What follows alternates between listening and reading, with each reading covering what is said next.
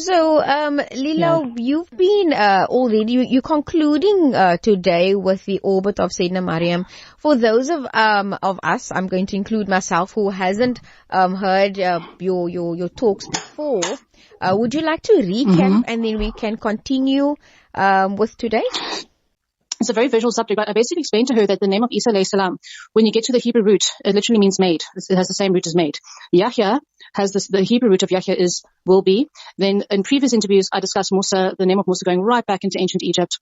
I think last week we also discussed Yahweh and how that was understood in ancient times, going right back to the deepest root, understanding the relatives of the name, the etymology. What I didn't mention last week was the name of Adam alayhi salam. If you look in the Arabic dictionary, Adam means human, and the root word Adama means to make fleshy. So how this relates into the subject is because we're talking about Isa alayhi salam, the miracle of Isa alayhi salam, and how that's similar to Adam alayhi salam. So there's creation, therefore there's a creator, and there's that affirmation. So that's what we were discussing last week. We went into a little bit of race science, or quote unquote, if you can call it that. It's called race science, but it's not really a science. Relating to Darwinism. What I didn't mention was that, what I forgot to mention was that previous to Darwin, this concept of quote unquote race science is not actually new, because the Greeks and the Romans were also doing that, when they were colonizing. So in previous interviews, we spoke about ancient Egypt as the backdrop to Musa alayhi salam and Asya alayhi salam. Then we spoke about, the backdrop to Maryam alayhi salam, because they were colonized by the Romans. And prior to that, the Bani Israel were colonized by the Greeks. So the Romans and the Greeks were very similar and had a lot in common. And they had a lot of theories and documentation justifying why they should colonize other people. So this, legacy of imperialism, okay, which we see running through, well, basically right up until today. Concept, these are obviously pagan people. They don't believe in Allah. They don't believe in God.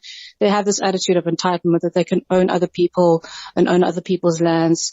So there's a lot of this hostile takeover. And a lot of these theories are very much in contrast to the parallels of the Quran, which repeats itself when it talks about, for example, if you take al-Waqia, Allah subhanahu wa ta'ala talks about, look at the sperm which you emit, or look at the seed that you sow, look at the water coming down, look at the wood you use for fire. And there's the constant message of there is creation, therefore there's a creator. So now we come back to the story of Maryam alayhi salam and how that relates to her. So in the previous interviews, I spoke about how the veil for Maryam was very much a theme. We spent a whole month talking about hijab, talking about the veil, talking about the seclusion of Maryam alayhi salam, and the sense of quiet meditation, this meditation. So I use the analogy of, think of Maryam alayhi salam in her space as like, if you want to do a garden, you clear the plot, you remove all the thorns, all the litter, all the rubbish. You make sure that the soil is nice and clean.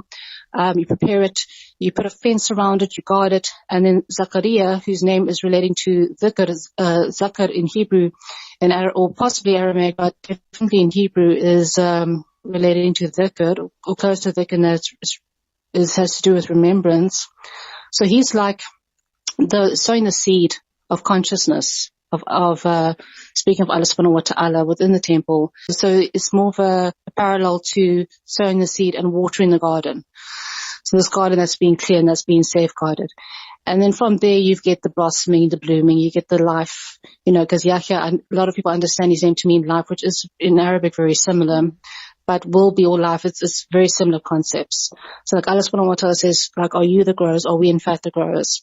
Now what's interesting about looking at Maryam alayhi salam, in contrast to what people aspire to today, because so many people want to be Instagram influencers or Hollywood actresses, or they want to be celebrities and they want to be famous and they want to have followers and they want to influence people. But you have this woman who's very much to herself, and yet look at the impact. If you think of the impact of Maryam alayhi salam today, how just her existence has impacted the world. We take for granted how us just being here as servants and as agents and as slaves of Allah subhanahu wa ta'ala, how that can impact society. But we are so busy trying to get other people's attention, trying to get validation from other people, because we're insecure and we are not comfortable enough to just sit in our presence, to sit on our own existence and connect with our creator. So that's been a very, very huge theme with Maryam alayhi salam, in contrast to what society pushes us towards. Okay, so that was one thing that came up a lot. What's happening, I found out through my research, because I had to do a lot of research in Jewish history, Jewish culture, and the backdrop to better appreciate and empathize with the situation of Maryam alayhi salam and her family. I found that the intention now with the Zionists is that they actually want to build a third temple. So they want to clear that area and they want to build a third temple, but that third temple is very similar to that of the Sadducees, who didn't believe in an akhirah, and they were very much linked to the Roman government. So it's very interesting that that parallel is now continuing. You know, it's history repeating itself again. This movement's been going on since the 1800s. I mentioned last week that it's very much parallel to a lot of the colonial movements in the 1800s. The Darwinist movement to like just quote unquote justify the takeover or the control of other people, so to speak. I also mentioned last week that there was a maternalist movement in the 1800s of women wanting to grow and develop themselves, but basically still be women in the traditional sense. But that movement didn't go very far. It was replaced by the feminist movement, which very much goes in different directions. It's got so many different types of feminism. So we find in our modern day and age, there's a lot of this very chaotic, very unstructured movements that are taking place as part of that legacy. So, and it causes a lot of confusion, especially when it comes to, you know, dealing with the virus and vaccinations and people having concerns, you know, the skepticism towards the media, whether to get the injection or not get the injection. And so there's a lot of people having conflicting views about that. So a lot of what we've discussed has been in relation to that. Now getting back again to Maryam alayhi salam. Last year I met a man called Dr. Fadil. He was talking about cells and osmosis. He was discussing, there's this place, I think it's in Simonstown, where they do dhikr. I don't know if you've heard of them. They do, I think it's called ratib. So they do dhikr and then they cut themselves. Yes. But they don't really cut themselves. They sharpen the swords. So the idea is that if you do dhikr, I think they do dhikr, they say Bismillah ar-Rahman ar-Rahim, and then they do dhikr, and then they say like, they pray that their flesh is like the sword, or their flesh is like metal and the sword is like flesh. And they can't really cut themselves because of the dhikr, of what they're doing. And, he mentions that like when we recite Quran, for example, you find if you read Quran, you tend to sway quite a bit. And you also find, for example, the Wailing Wall, you'll find that some of the Jewish scholars, they also tend to sway while they're praying. And he says apparently it's the cells and osmosis. So it's like an afya thing. If you know afya healers and you talk to afya healers, they pretty much invoke Allah subhanahu wa ta'ala, and then they transfer the energy from Allah to the client. So this, you know, one tends to think of Maryam alayhi salam in regards to this, but she herself said when Zakariya came into her room and found her with fruits out of season, she said to Zakariya that it came from Allah subhanahu wa ta'ala and he gives to whomever he wills. So it's not a question of are you getting to a certain level of meditation that you can attract. We have to be open to the blessings of Allah subhanahu wa ta'ala regardless of our level. Now is a good time for very intense dhikr and focus on Allah subhanahu wa ta'ala and to cling to the rope of Allah subhanahu wa ta'ala. So the story very much reminds us to do that. We're basically in a battle of frequency. It's a battle of energy because we have a society that tries to lower our frequency through pornography, through fear, through just a lot of negativity and a lot of noise. And what we learn from the story is we need to be more quiet. We need to be less distracted. We need to increase our iman. And we need to focus on Allah subhanahu wa ta'ala and be more open-minded as to what we can receive from that. We are guided. Ask Allah to continue to guide us in what we need to do in order to live a life that is pleasing to Him. It's not about the fame and it's not about the followership, but it's really about looking to your own life and reflecting upon your own ways and how you are going about your life in order to receive the blessings of Allah.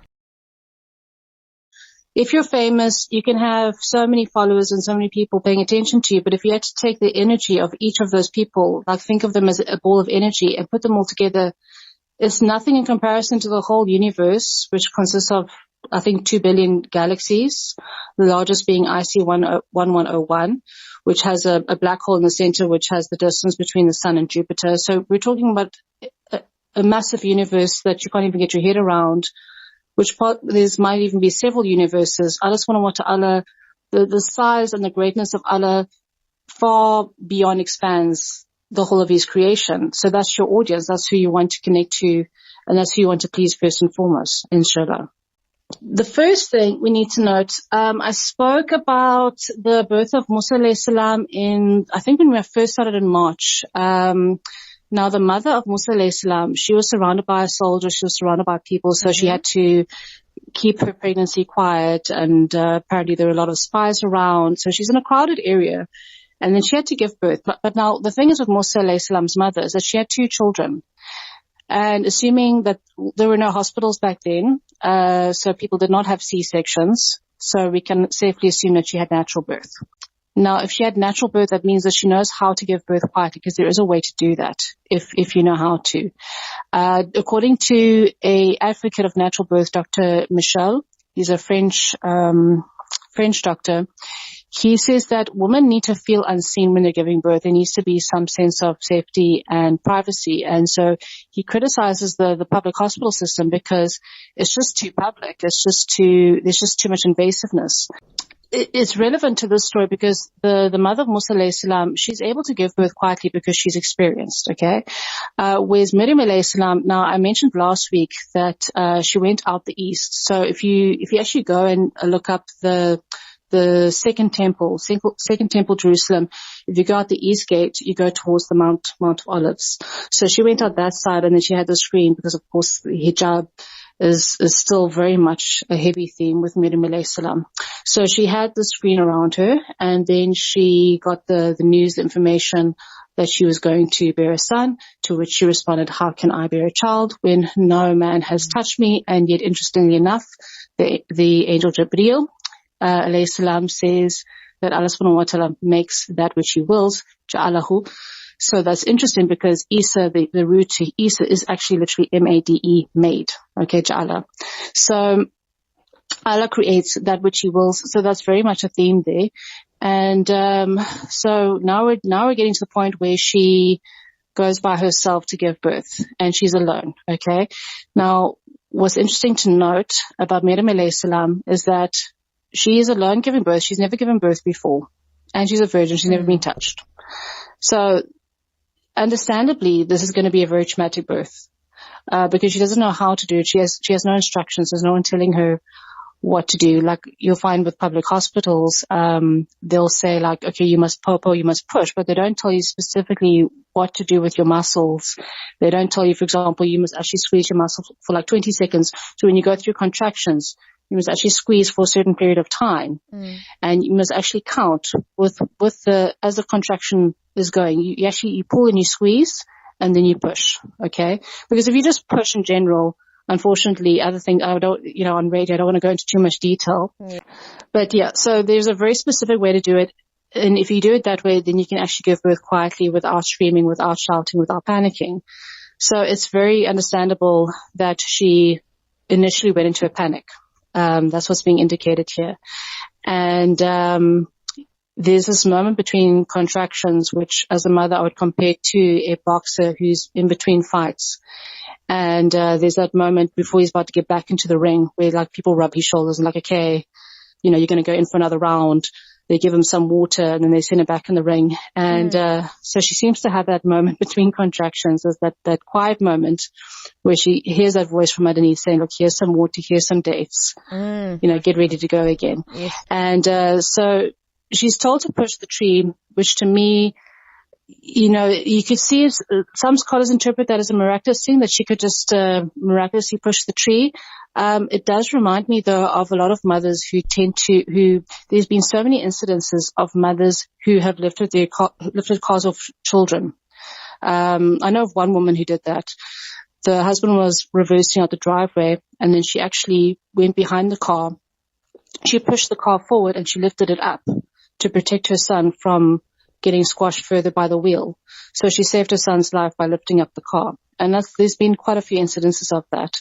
So to me, it's intriguing because it shows you the power of adrenaline and the power of, the rahmah the mercy, how we think of mercy as soft and sensitive, but we don't realize that mercy, the love and the mercy of a woman, the love and mercy of a mother is a powerful thing. Absolutely. SubhanAllah. It's a different kind of power. Also in the comparison to when Maryam had to give birth, she had to do it on her own and also in silence, but this also in comparison to Nabi Musa's mother, who had to do the same, inshallah. So we are continuing with that. Lila?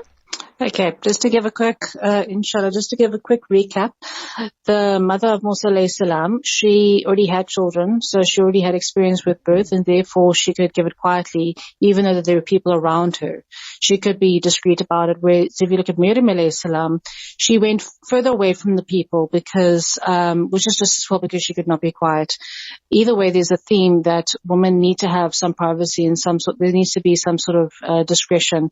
And that's also according to doctors who advocate natural birth, inshallah, because the problem is with the public hospitals is that they're too invasive. There's just too many people, also the shifts change too much, and as a result, subconsciously the woman becomes self-conscious, and it can affect her ability to give birth. Allahu alam. So just to give a quick recap on that. And so it's understandable when the part where she says, and as somebody who's given birth, I can completely relate to her when she says, I'd rather be dead than to go through this. And a lot of male scholars interpret that as, oh, she's worried about what the people are going to say. Allah knows best, but it could also just be that she's giving birth, which is the most painful thing a person can go through.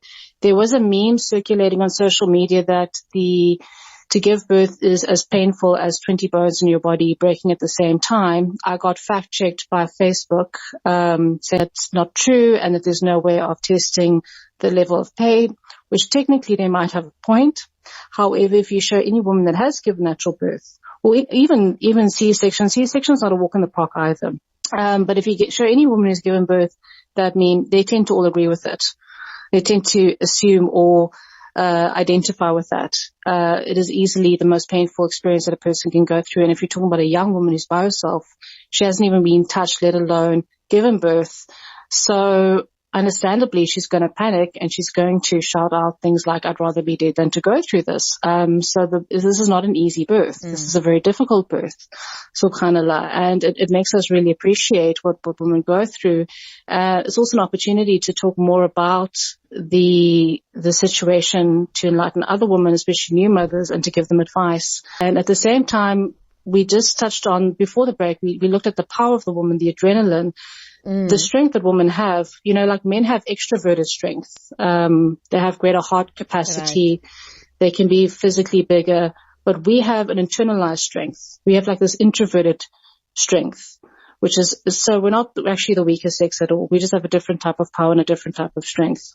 And a lot of our strength has to do with our maternal energy. It has to do with our love, and it has to do with our rahmah, which comes from Allah subhanahu wa ta'ala, because we do not have strength and power except that which Allah subhanahu wa ta'ala gives us. And so what's so phenomenal about birth is that the pain of it shows us that, with Allah subhanahu wa ta'ala, what we're capable of and what we can endure and what we can overcome. So she goes through that. Then she has that moment, that quiet moment between the contractions. I call it that moment in the ring where the box is on the side and he gets his water. She's offered the water, the dates from the tree. And soon after that, she's given birth, alhamdulillah. What's interesting to note though, at hospitals, they normally cut or tie the umbilical cord. Yes. One has to wonder what happened to the umbilical cord in this situation, because apparently it's actually healthy and better to leave the umbilical cord on, because the baby's still getting nutrients from the cord. What I find from my experience and what other women have gone through is that in the hospital, we give birth, the cord is cut, they give the baby to you immediately. You've just given birth and now you have to breastfeed. And also they don't give you water. So you're not given water while you're giving birth. So you're not given water. You've given birth. You're incredibly tired. Now you have to breastfeed, which that in itself takes energy. So there has been articles circulating that it's better that the umbilical cord is left on the baby, because then the baby is still getting nutrients from the cord. And then that gives the mother and the child at least some time to rest before she can breastfeed. These are things to be considered. and that I thought of while investigating the story.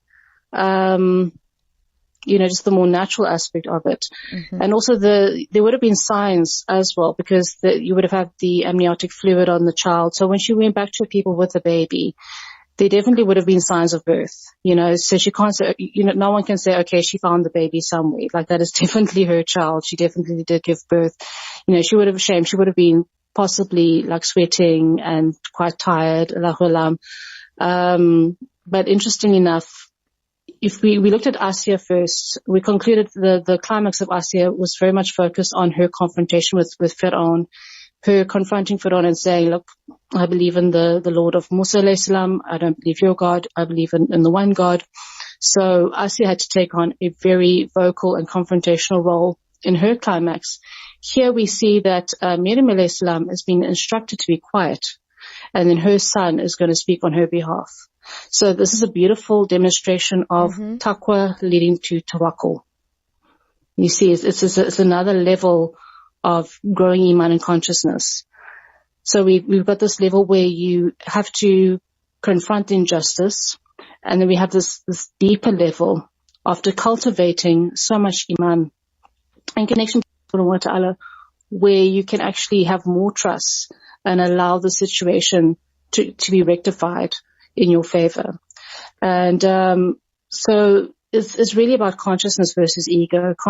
Ego keeps you asleep, so to speak. And as part of my research, I was looking into the Gospel of Barnabas.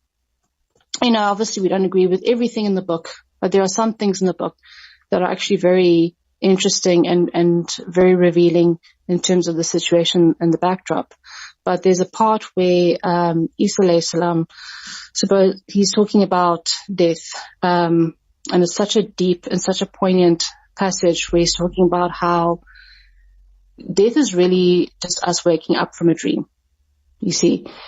And the connection to Allah subhanahu wa ta'ala is about consciousness and disconnecting from ego. And this is why cultivating that tawakkul is so important, because the ego keeps us trapped in this sleep, in this fantasy that we're in control, that we have the power.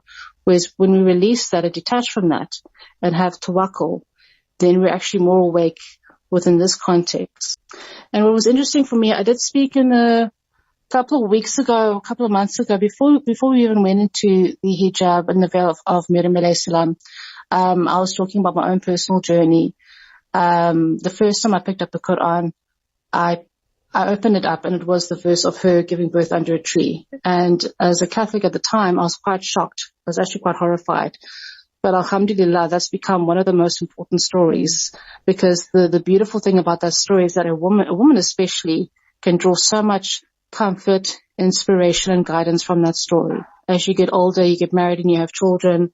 That story is so incredibly pivotal. And so it was interesting to me that the Quran pretty much talks about the birth of Isa alayhi salam as like the great climax to his life, because with that birth you have his prophecy of what he says for the rest of his life and in regards to the second coming, inshallah.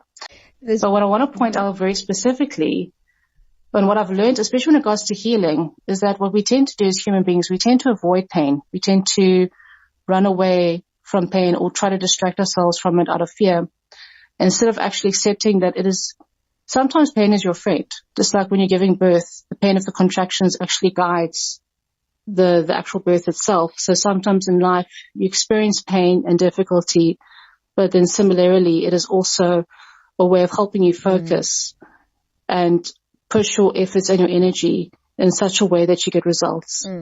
Absolutely. So Allah subhanahu wa ta'ala, He tests us. Yes? No, I'm saying absolutely. Pain does direct you to blessings, really, but we don't see it because we're enduring the pain. Yeah, we don't accept it.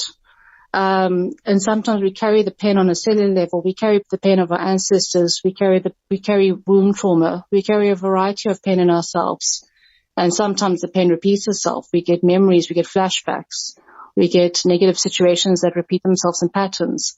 And these are actually opportunities to stop and go into that feeling and to connect to Allah subhanahu wa ta'ala, to pull in the life force energy from Allah subhanahu wa ta'ala, the blessings and the barakah and the rahmah from Allah subhanahu wa ta'ala.